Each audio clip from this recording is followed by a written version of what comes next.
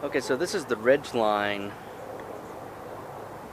up above off the 210. You see the Rite Aid sign in Sunland.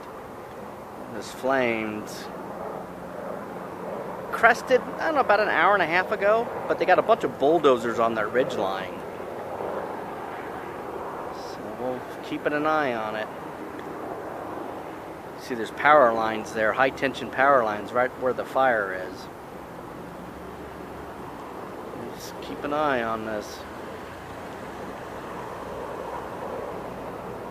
And here comes an AW-139 right now. Here he comes in. It's going to make a drop.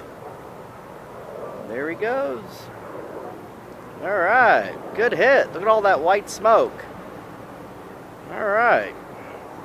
You put that fire out. Look at all that white smoke. All right.